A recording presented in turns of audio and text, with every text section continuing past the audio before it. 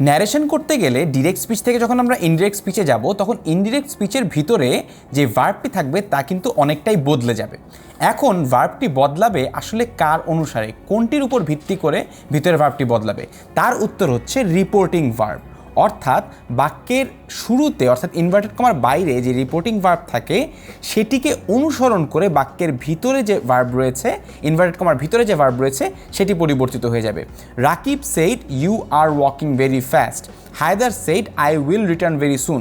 আমরা যদি এগুলোকে ইনডিরেক্ট স্পিচে নিয়ে যাই তাহলে এই যে আর ওয়াকিং বা উইল রিটার্ন এই জিনিসগুলো কিন্তু পরিবর্তিত হয়ে যাবে এগুলো অনুসরণ করে। তোমরা যদি এগুলি সমাধান করতে যাও তাহলে দেখবে যে রাকিব সেইড এখানটা তুমি যদি ভেঙে দাও এই বাক্যটিকে তাহলে এখানটাতে আর এর পরিবর্তে কিন্তু আমাদেরকে ওয়্যার ব্যবহার করতে হবে।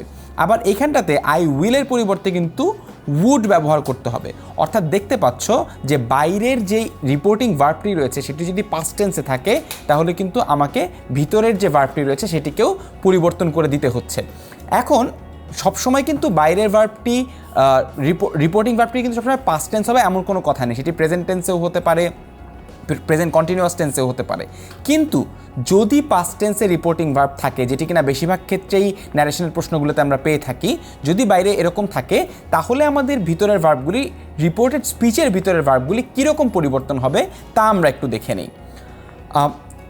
ডিরেক্ট স্পিচে যদি প্রেজেন্ট টেন্স থাকে সেটি ইনডিরেক্ট স্পিচে এসে হয়ে যাবে পাস্ট টেন্স। অর্থাৎ প্রেজেন্ট ইনডেফিনিট হয়ে গেলে হয়ে যাবে পাস্ট ইনডেফিনিট, প্রেজেন্ট কন্টিনিউয়াস থাকলে হয়ে যাবে পাস্ট কন্টিনিউয়াস এবং প্রেজেন্ট পারফেক্ট থাকলে হয়ে যাবে পাস্ট পারফেক্ট। এর প্রত্যেকটির উদাহরণে কিন্তু আমরা পরবর্তী ভিডিওগুলিতে দেখব। একইভাবে যদি কোনো পাস্ট ইনডেফিনিট টেন্স থাকে সেটি ইনডিরেক্ট স্পিচে গিয়ে হয়ে যাবে পাস্ট পারফেক্ট। যদি পাস্ট পারফেক্ট টেন্স থাকে তাহলে সেটিও কিন্তু পাস্ট পারফেক্টই হয়ে যাবে। আমরা কিছুক্ষণ আগে দেখেছি যে past indefinite tense past perfect tense হয়ে যাবে। যদি পাস্ট পারফেক্ট কন্টিনিউয়াস টেন্স থাকে তবে সেটিও কিন্তু পাস্ট পারফেক্ট কন্টিনিউয়াস টেন্সই থাকবে। শেষ পর্যন্ত ফিউচার টেন্সকে যদি আমরা ডিরেক্ট স্পিচ থেকে ইনডিরেক্ট স্পিচে নিয়ে যাই সেই ক্ষেত্রে সেটি উইলের জায়গায় উড হবে। কিছুক্ষণ আগে আমরা কিন্তু একটি উদাহরণে দেখছিলাম যেখানটাতে বাইরে রিপোর্টিং ভার্বটি পাস্ট হওয়ার কারণে ভিতরের যে উইল শব্দটি ছিল সেটি উড হয়ে যাবে। পরবর্তী ভিডিওগুলিতে এই প্রত্যেকটি টেন্সের আদলে কিভাবে করে ভার্বগুলি পরিবর্তন হয়ে যায় সেগুলি আমরা দেখতে পাবো।